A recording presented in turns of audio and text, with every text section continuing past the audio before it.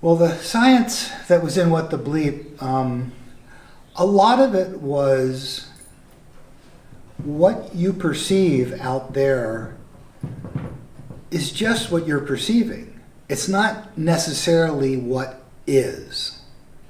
And so there was the one thing early on where Marley's bouncing the basketball and then throws it to the kid. The kid throws it back to her, really hits her really hard. She goes, "Ouch, that hurt." And he goes, "It never touched you." She goes, "What do you mean it never touched me?" And then there was the physics that basically objects never touch. You just get closer and the electromagnetic fields around the atoms repel each other. And that's what you feel, but you don't actually feel the ball hit you. And so, I mean, that's just kind of mind-blowing. It's like, what? You don't? No, that's it. And then you get into the quantum, where basically, okay, is it a wave or is it a particle? It appears this way, but if you're not looking, it's a diffuse. That electron is like in many places until you observe it, then it's in one place. And the one place it's in, you can't predict. It's a probability it's going to be there, but it may be over here. And the weird stuff like there is a non-zero chance that 25 seconds from now, my body's going to be in Mars. And that's a quantum thing. There could, because of the randomness, it could be, I could be in Mars in 25 seconds. Well, now it's down to 15. But now it's down to 10. So we're going to count it down and, okay, I'm still here. So that didn't happen, but it could have happened. And doing to the theoretical bit of quantum physics, that's a non-zero possibility.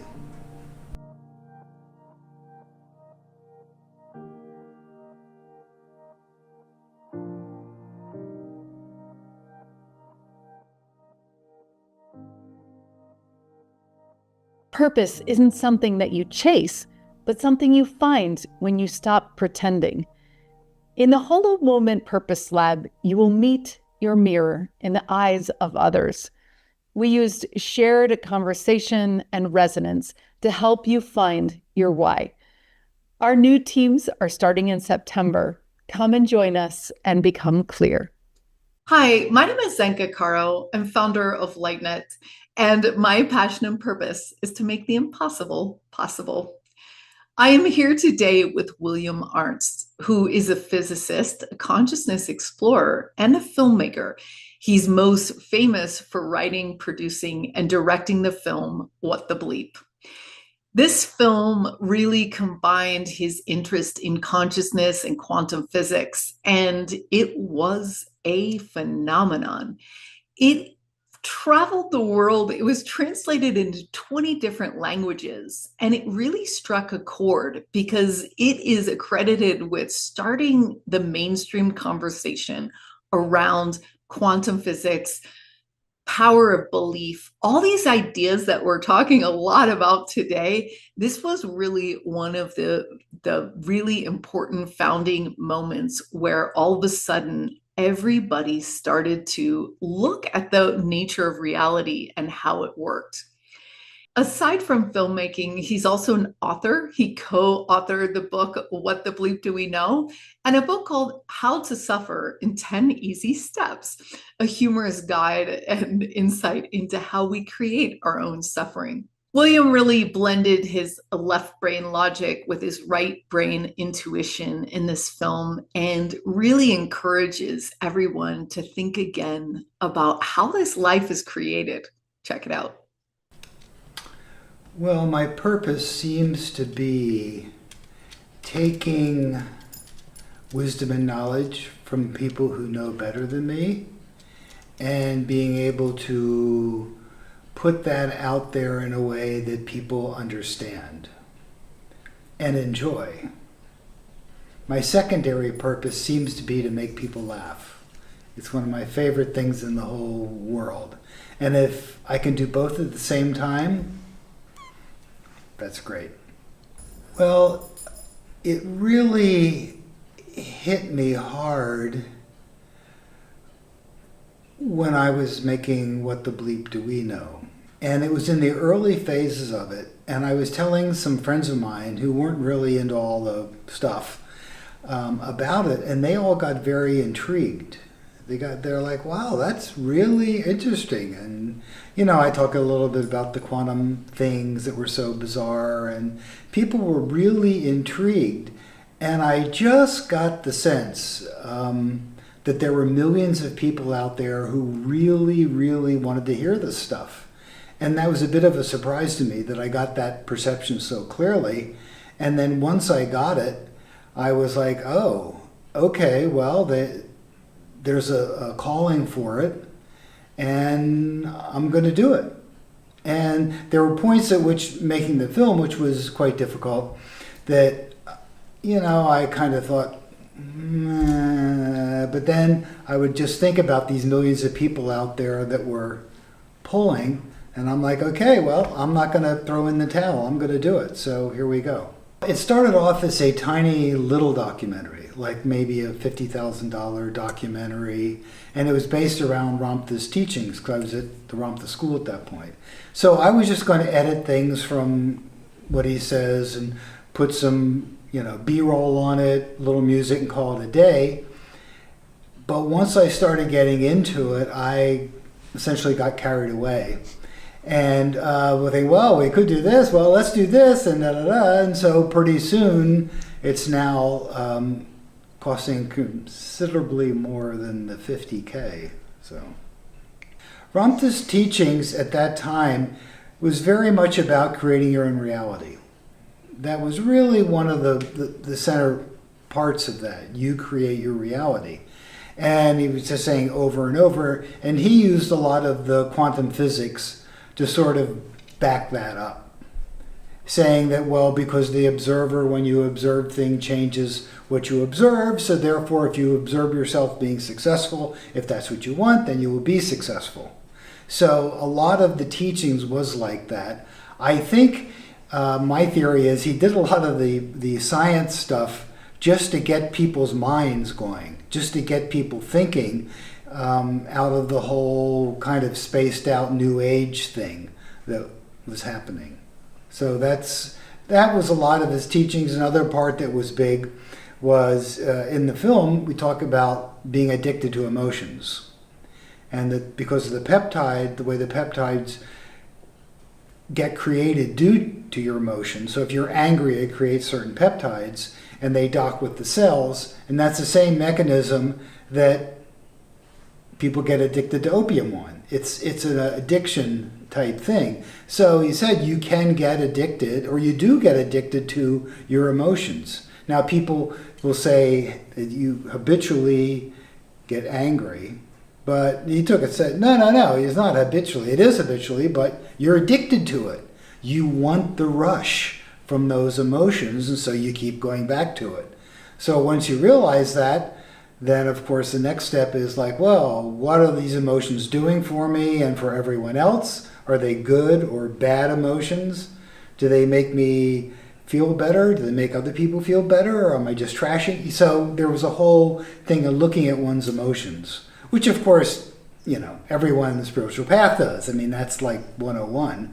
But there was the idea of using that science to really kick people into taking a hard look at your repetitive emotions, and that you're addicted to it just like the person's addicted to crack. There's no difference, which is kind of a, you know,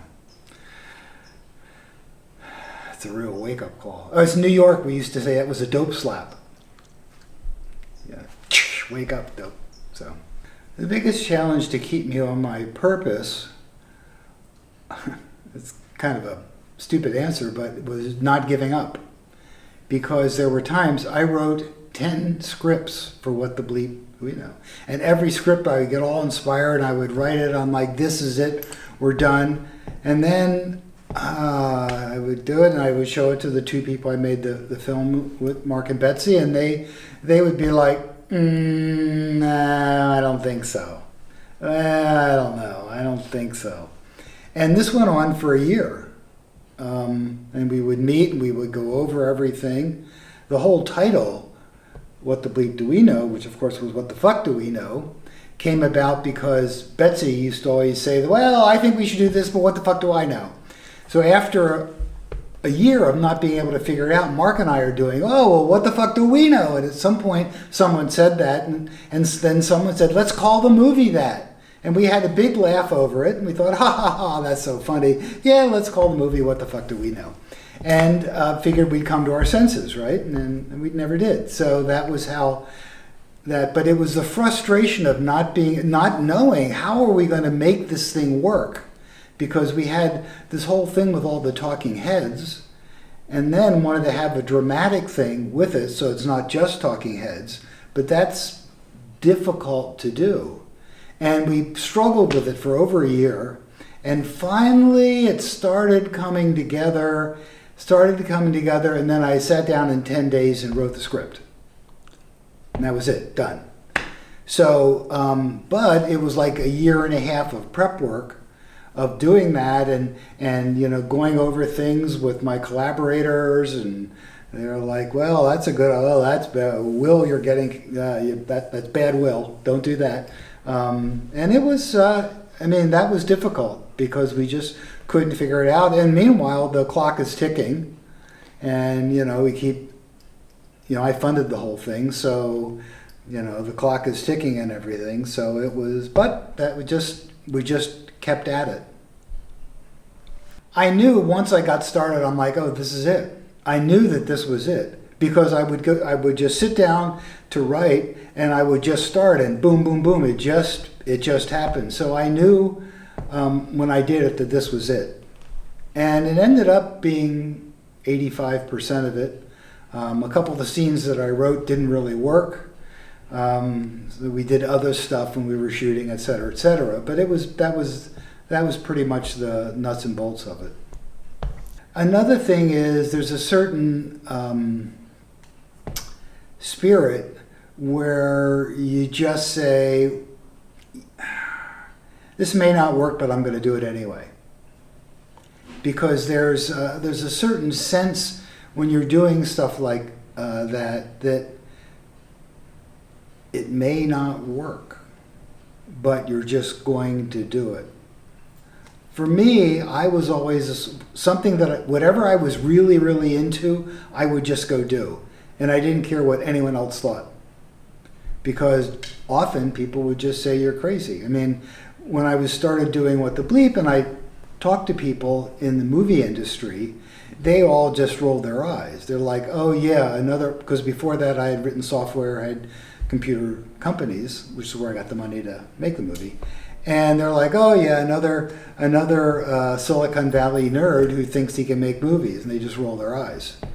And that's what they said, and I would be like, okay, well, whatever, and then I just go on. I just didn't care what other people thought.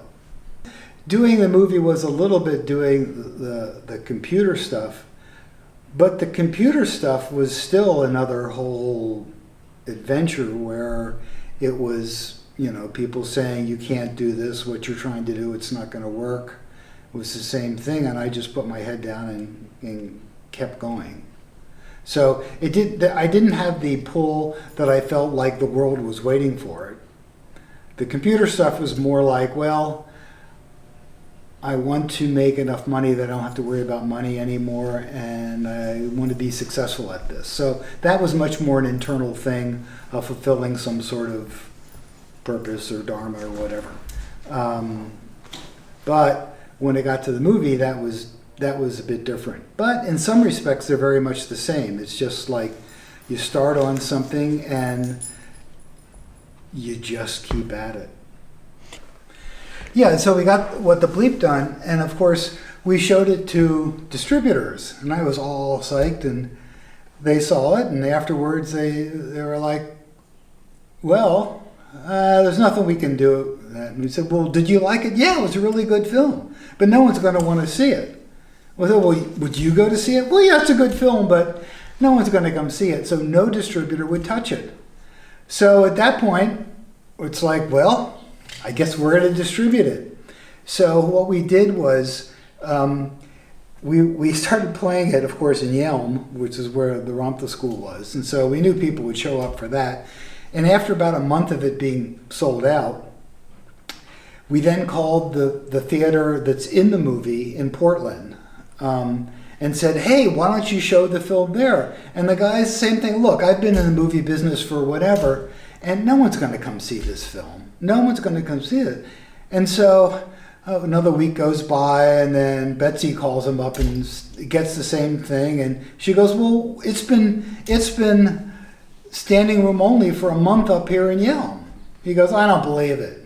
She goes, well, I can have the guy call the manager. Have him call me, whatever. Calls him up, and then the guy from the Baghdad theater was called. Finally calls back and says, well, yeah, I talked to him, and look, we'll give you 1 weekend. We'll give you 1 weekend, and if it's not sold out, that's it. We're like, okay, fine. Then we go to all the yoga stores, all the yoga places, and all the health food stores, and all the stuff. We leave all the flyers. Then we did what I called seed screenings. We would get influential people and have a little shunga. So it finally opens in Baghdad, or in the Baghdad. There's a line around the block.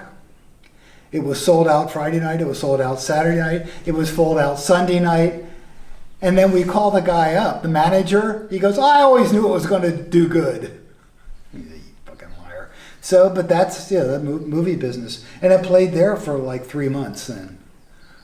And again, and then part of my strategy was that I said, it's like a fire. You don't want to expand it too quickly. So we're going to do it there. We're going to let it bake there for about a month, and then we're going to move it outside more to the suburbs and do that. And then once we get success there. And so we started doing this, and we were doing really well. Meanwhile, that movie, Super Size Me, came out.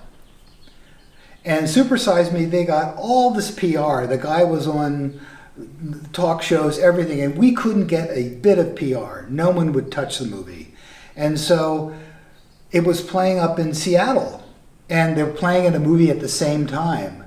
And they got half the movie filled up, and we sold out every time. So their distributor calls us up and says, we've been kind of watching you guys, and we're not quite sure what you're doing, but whatever you're doing, it's working. So are you interested in having a distributor?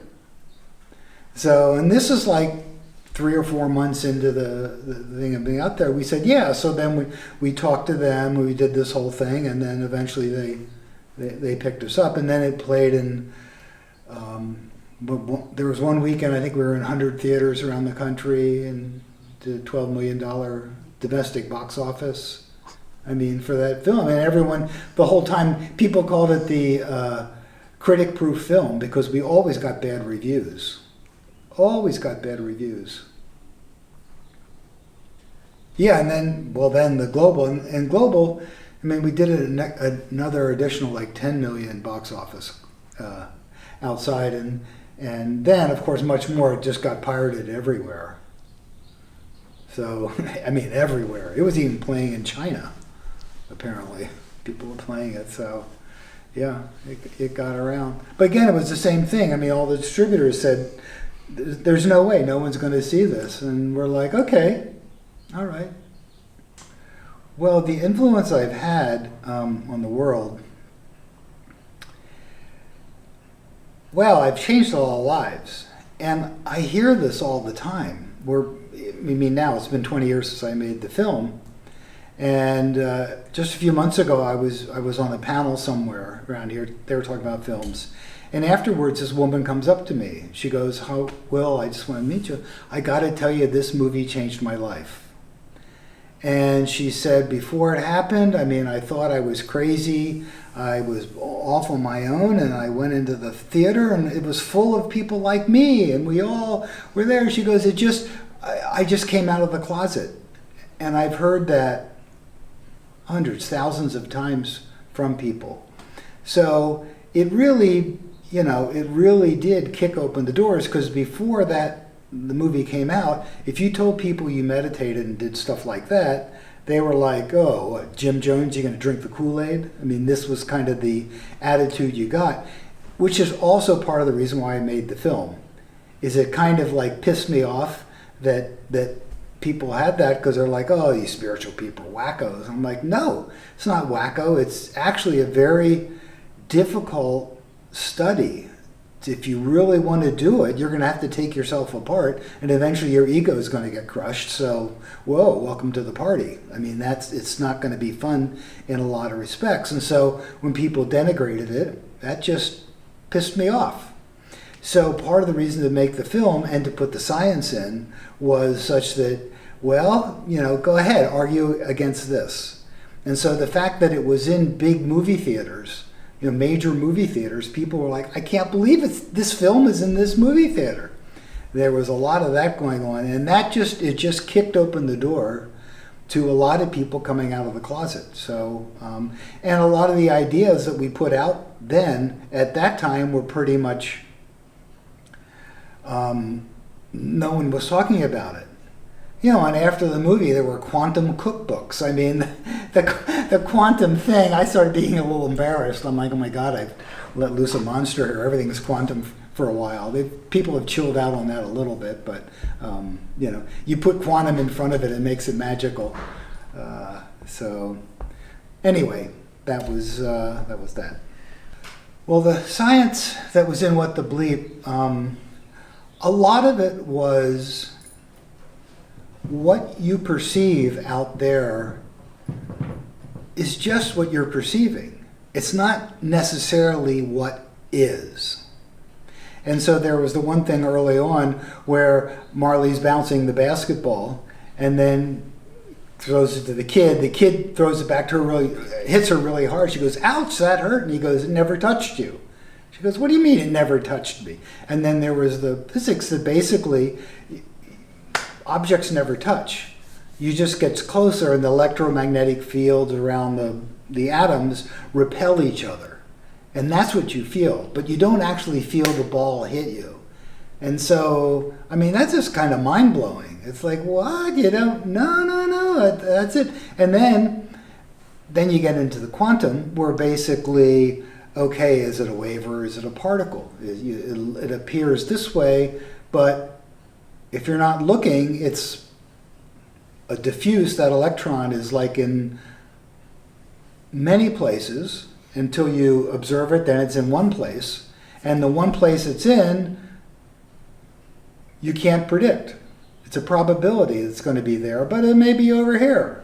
And the weird stuff like there is a non-zero chance that 25 seconds from now, my body's going to be in Mars.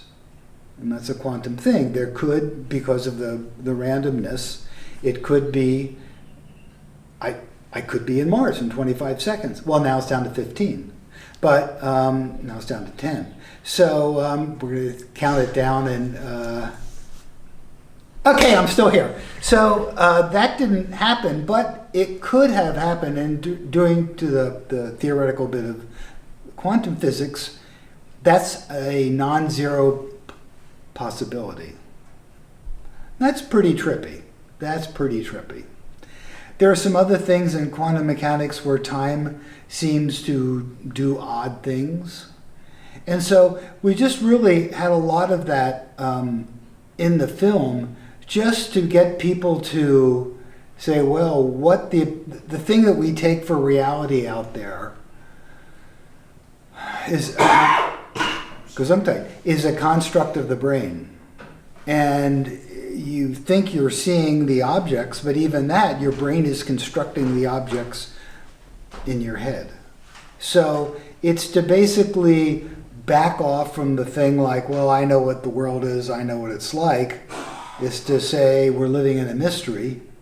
And because of that, what we perceive is just what our brain is putting together. But some people's brain put things together differently, so they see auras, they see future events, they see all this kind of stuff that normally you don't see. So a lot of the science was just to basically tell people it's not necessarily what you think. There's a famous line where Fred Allen Wolf goes, what is it? It's not what's out there, it's what's in here, in here. So you think that the reality is just sitting out there waiting for you to partake of it. But a lot of the science, and this is also cognitive science, where it's saying, no, you're putting all this together in your brain. And your brain is assembling it all in a certain way based on what everyone else says. But you could put it together differently. So there's also the science about, I mentioned earlier, about the emotions and how emotions, you can get addicted to emotions. And it's the same bio thing that happens being addicted to drugs or alcohol or anything. So it's like sometimes you would, especially in college, you hear guys like, oh yeah, man, I'm really looking for a fight tonight. And it's exactly right. They are. They have an addiction. They need to get that anger. They need to feel the whole thing. And so they're going to go to a bar, and around 12:30, they're going to spill a beer on someone. Boom, boom, boom. Game on. So, well, how you get addicted to feeling bad is because when you're feeling bad, you're feeling. You're feeling. And there's a way in which when you're feeling, you're alive. It's like they say with kids. Kids, a kid will act out because they're being ignored. And so they'd rather get the abuse from their parents because at least then they're there. They're experiencing it. They're alive. So they're getting addicted to a bad, negative emotion. It's the same thing. At least I'm alive. I mean, then there's some ones where there's a payoff, like victimization. We talk about that in the movie, the victimization. People, you go into the victim thing, oh, poor me, everything. Oh, that's too bad, Charlie. Yeah, that really is, life isn't fair for you. And they get all the sympathy. So there's certain payoffs that you get for negative emotions. So, and then once you get that, it's like, okay, well, everyone's ignoring me. I'm a nothing. So I'm going to take out my AK-47 and go to school tomorrow.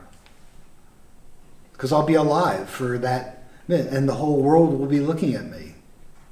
Horrible thing, but that's the progress. That's the spiritual journey.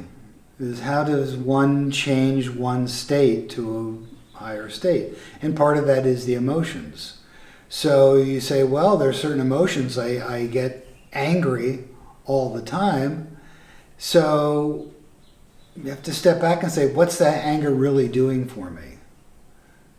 Well, it's separating me from people I care about.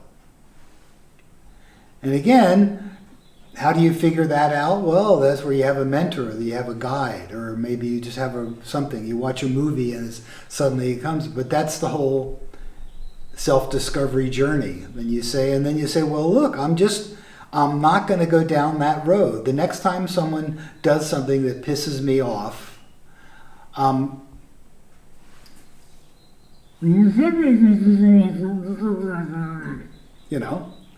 just going to smile. I'll put a smile on my face, wait till they leave, and I'll go out and kick a tree or something. And then that's the process. And then, the teaching is that, well, okay, then there's positive emotions. Why are they positive? Well, they're positive because they raise your frequency and the people around you. And by the way, there's not a whole lot of separation between the frequency of people around you and you. So everyone's affecting everyone all the time. So, do you want to be a grumpy puss and have everyone feeling bad every time you walk in the room? I just started doing something. I mean, this is an ongoing process, right? So my wife, Deirdre, said, you walk around often with a scowl on your face. I'm like, really? And she goes, yeah. And I'm like, it doesn't feel to me like that's what I'm doing, but So we were at this thing for the film festival yesterday, and it was early in the morning, and I got up and I didn't get much sleep, and there was a way in which I didn't really kind of feel like going. So this is all set up for Mr. Grumpy Puss, right? So I just got this notion that I was just going to put, at first I called it a stupid smile on my face. I refined that a little. I call it now the mindless smile. That I just was going to smile. When I'm sitting around, I was going to smile.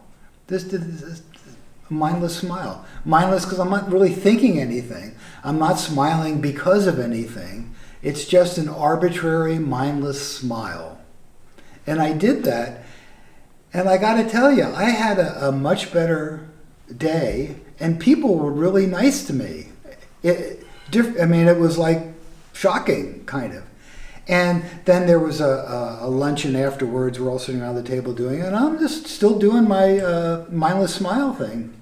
And it just worked so much better. So now that's my new thing, the mindless smile for no apparent reason. Why not? But that's an example of just doing something. And there's Deirdre was telling me, my wife was telling me that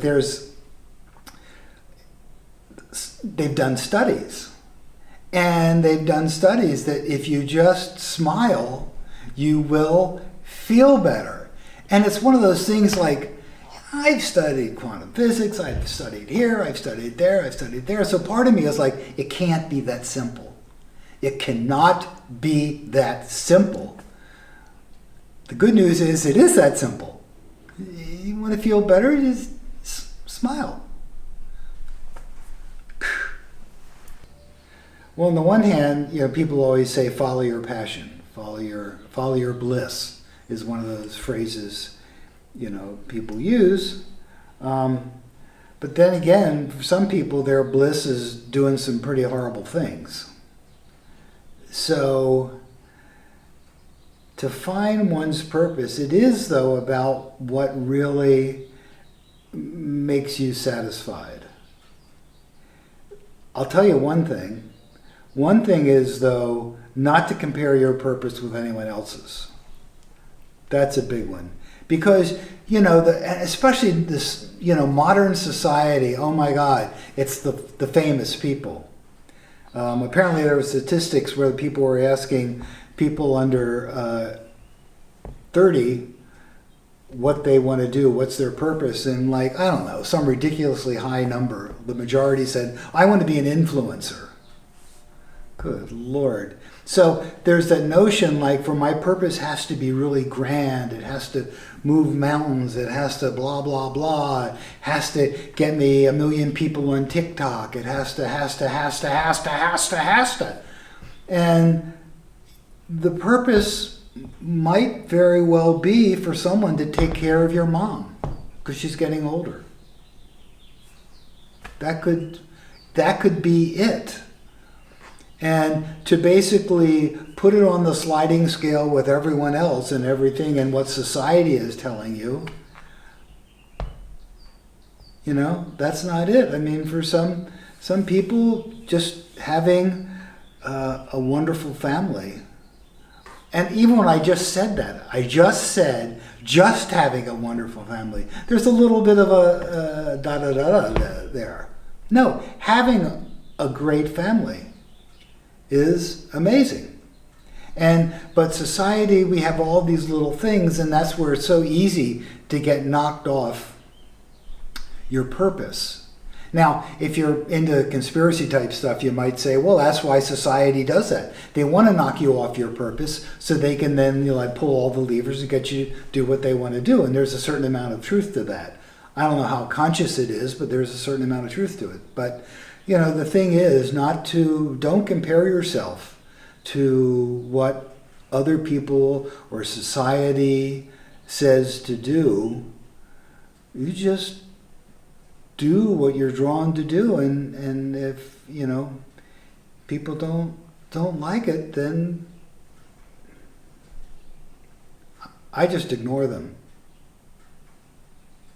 If everyone was living their purpose, well, I have to think or believe that it would just be a much better place. People would be happier. Neat stuff would get done. And there probably this obsession with money and power and stuff would not be as rampant as it is.